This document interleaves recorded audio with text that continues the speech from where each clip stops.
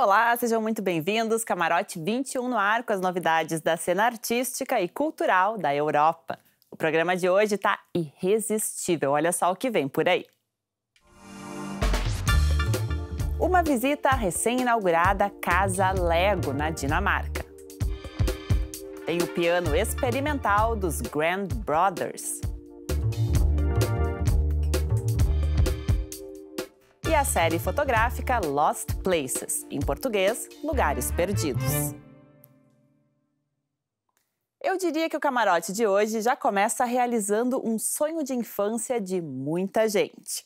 Você chegou a brincar de Lego quando era criança? Se brincou, vai dizer que em algum momento você não ficou imaginando como seria legal se os seus projetos arquitetônicos não fossem apenas de brinquedo, mas casas em tamanho real? Pois o renomado escritório de arquitetura Big acaba de concretizar essas fantasias. Nós vamos à Dinamarca conferir a recém-inaugurada Casa Lego. Estamos em Billund, na Dinamarca, onde foi inventado o famoso brinquedo Lego. E não bastasse isso, agora a cidade conta com uma versão tamanho real de 12 mil metros quadrados, formada por 21 peças gigantes. A Casa Lego foi projetada pelo renomado arquiteto dinamarquês Bjarke Ingels.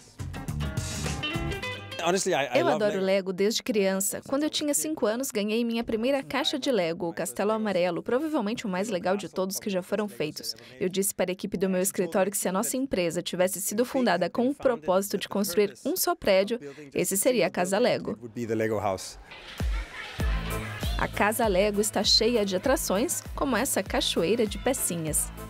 Tudo aqui é feito para que os visitantes possam tocar e brincar. A galeria de obras-primas é uma das partes mais impressionantes. Dinossauros formados por até 300 mil peças e que pesam mais de 400 quilos.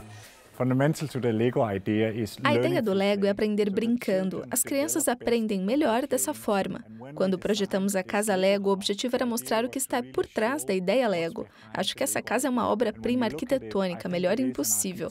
Realmente expressa o que é o Lego. No telhado do prédio, os típicos pinos do Lego. E no interior do local, as cores de cada sala representam as fases de desenvolvimento da criança. Azul para a cognição, vermelho para a criatividade e amarelo para o desenvolvimento emocional. O objetivo de Bjarke Ingels era criar um ambiente com design transparente e leve.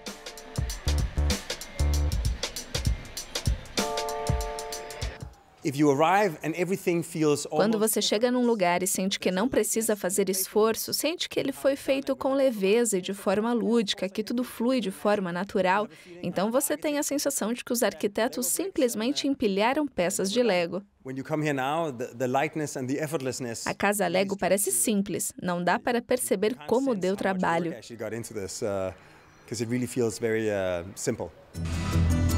Bjarke Ingels ficou conhecido internacionalmente por projetos arrojados, lúdicos e ligados à natureza. Em 2016, por esse arranha-céu feito em Manhattan, ele recebeu o prêmio internacional Hochhaus, concedido pela cidade de Frankfurt. Um prêmio dedicado a construções que combinam sustentabilidade, qualidade dos cômodos e aspectos sociais. E com o projeto Mountain Dwellings, em Copenhague, o arquiteto foi premiado no Festival World Architecture pelo melhor edifício residencial. Dentre os projetos de Bjarke Ingels está o Parque Superkillen, concebido para a convivência de pessoas de diferentes culturas, um centro para jovens, a prefeitura da cidade de Tallinn, edifícios em Orestad e Vancouver. E agora, em 2017, a Casa Lego. Com certeza, uma atração para todas as idades. Que sonho, gente! Para complementar essa matéria, só mesmo uma trilha sonora igualmente inventiva. A música experimental dos Grand Brothers, uma dupla que se dedica a explorar os limites acústicos do piano de cauda.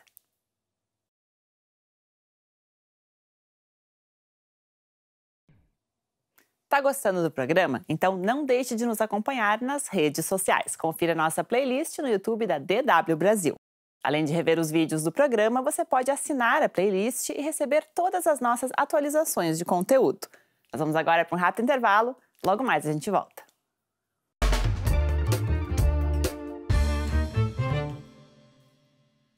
Camarote 21 de volta aqui nos estúdios da DW na Alemanha. Esse segundo bloco vem com uma série de reportagens sobre o setor cultural alemão. A Alemanha é uma das economias mais fortes do mundo, um país de influência decisiva na política europeia. Mas como anda a política cultural do país e como ela se insere no contexto mundial? Vamos aos fatos. A nossa primeira análise é sobre o setor da arquitetura.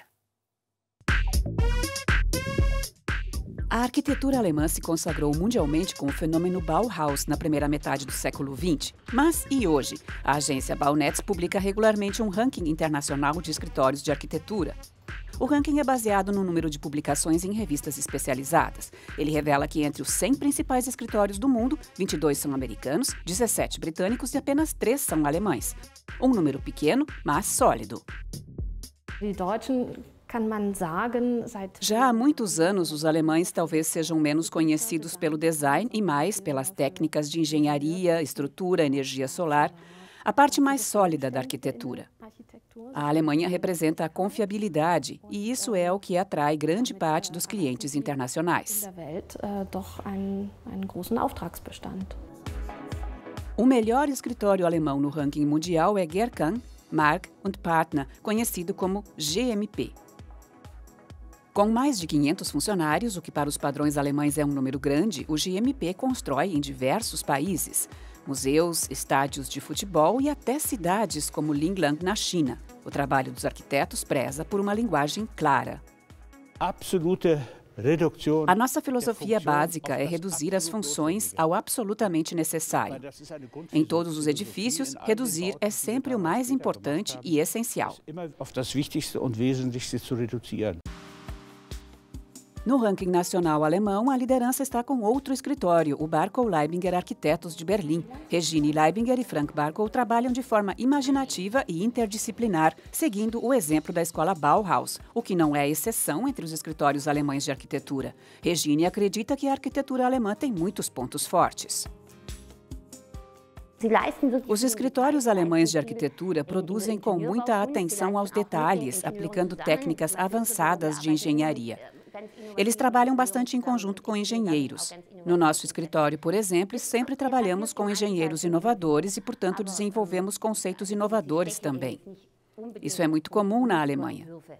Mas os arquitetos não se destacam necessariamente por projetos desafiadores, em parte porque não há muitos clientes que queiram algo assim.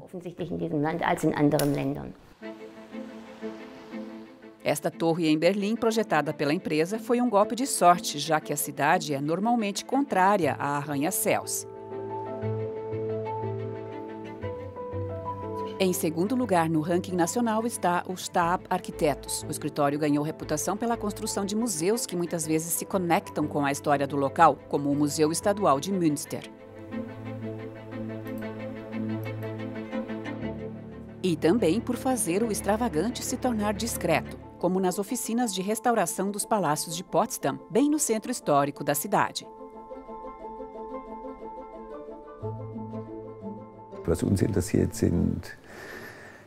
O que nos interessa são casas que expressem uma estética própria ou contemporânea, mas que também tenham uma conexão com o lugar ou com a história de um lugar.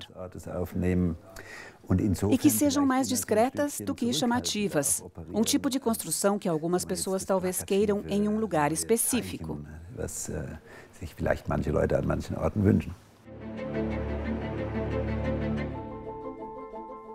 Com o Museu de Arte de Arenschop, o escritório conseguiu sintetizar design marcante e discrição. O acabamento metálico muda de cor ao longo do tempo, ou seja, envelhece junto com os telhados das fazendas vizinhas. Um trabalho que exige muita técnica. Os pontos fortes são certamente a precisão da execução ou precisão dos detalhes, incluindo as soluções técnicas. É verdade que este é um estereótipo alemão clássico, mas é também o que nos destaca no mercado. Arquitetos jovens em início de carreira quase não aparecem no ranking. Na Alemanha, muitos clientes têm medo de arriscar. Os clientes não têm muita coragem de tentar coisas novas, novos caminhos, de se envolver em experiências, algo que os jovens arquitetos talvez fossem mais indicados para fazer porque ainda tem toda aquela empolgação. Eu acho que é uma profissão difícil. Existe um pouco de exploração, eu diria, mas mesmo assim eu aconselharia qualquer jovem arquiteto, e isso eu falo também aos meus alunos. Quem quer ser autossuficiente e tem coragem, força e entusiasmo para isso deve seguir em frente. E então vai conseguir.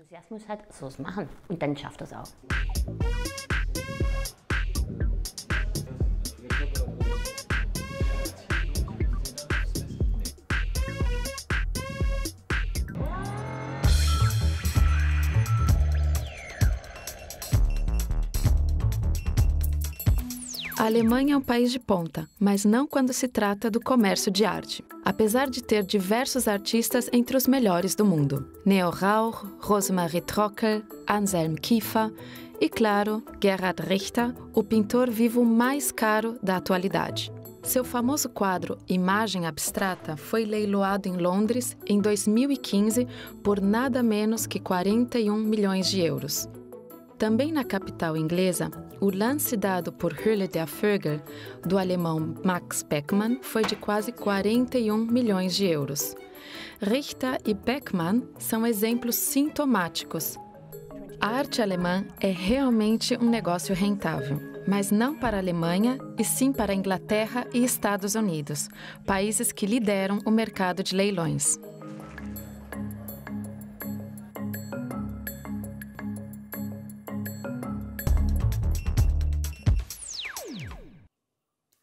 E o que dizer da igualdade de gênero no setor cultural? A Alemanha certamente é um dos países do mundo que mais se empenha em promover a igualdade de gênero, seja com políticas de cotas para mulheres em diversos segmentos, com licença maternidade e paternidade de até 3 anos por filho, com a regulamentação do aborto, sem falar na chanceler federal Angela Merkel, há 12 anos à frente do país. Mas será que estes esforços também se refletem no setor cultural? É o que a nossa reportagem investigou. Na Alemanha, menos de 25% dos filmes são rodados, escritos ou produzidos por mulheres. Dentro desta estatística está a Janine Jakowski. A produtora conseguiu se estabelecer e se destacar em uma cena dominada por homens. Ela trabalhou na produção de vários filmes, entre eles Uma Mulher Fantástica, um longa sobre uma mulher transgênero no Chile. Western sobre rituais masculinos, e o aclamado Tony Erdmann, premiado em Cannes e um dos indicados ao Oscar 2017 como melhor filme estrangeiro. Junto com Maren Ade, diretora do longa, Janine Jakowski fundou a produtora Komplizentfilm. Apesar de o mercado cinematográfico ser dominado por homens, na universidade o cenário era outro. Ich muss sagen, als ich und Maren zusammen studiert haben, war die Aufteilung wirklich 50. Tenho que dizer que quando Maren e eu estudávamos cinema, era realmente meio a meio. A participação feminina não era tema durante a universidade. Porém, alguns anos depois, nos perguntamos: quem dos nossos colegas ainda trabalha na área? Praticamente só os homens. Janine vem tendo sucesso ao vender filmes da produtora em festivais de cinema. Mas será que esse mercado ainda é mais fácil para os homens? Eu acho que tem muito lobby masculino. Na área do cinema é muito importante ter contatos. Muitas coisas dependem de quem conhece quem. E muitas dessas conexões têm ligação com a época da faculdade de cinema. O domínio masculino também atinge outros setores culturais, como os museus. Poucas mulheres estão em posições de liderança. Se observarmos a Associação de Museus Bizot, de cerca de 45 diretores de museus em todo o mundo, somos atualmente apenas 4 ou 5 mulheres. Desde novembro de 2016, Marion Ackermann é diretora-geral dos Acervos Estatais de Arte de Dresden, uma das funções mais importantes ligadas a museus na Alemanha.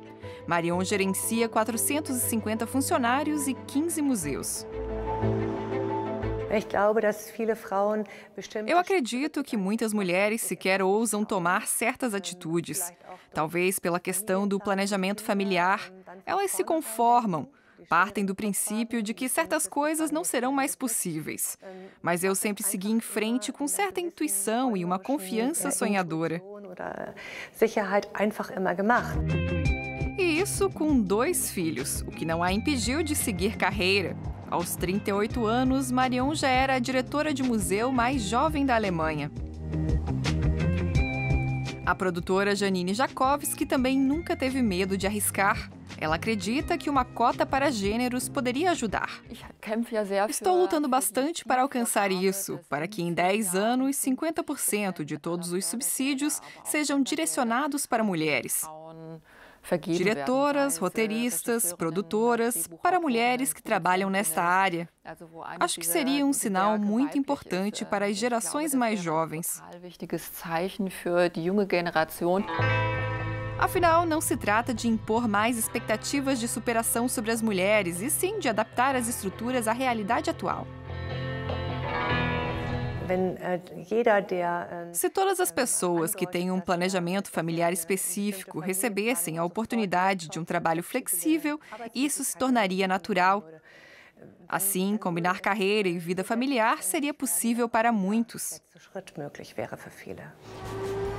Medidas como essa seriam um passo significativo rumo à igualdade de gênero no mercado de trabalho.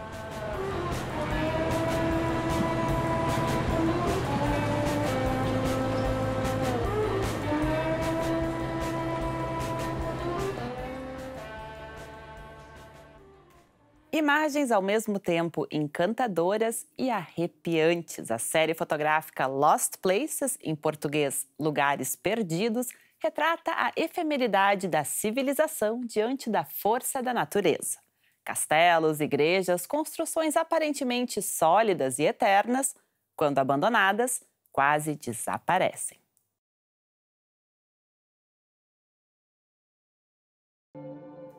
Esse foi o Camarote 21 de hoje. Muito obrigada pela companhia. Lembrando que você também pode acompanhar o nosso conteúdo no YouTube. É só acessar a playlist do programa no canal da DW Brasil.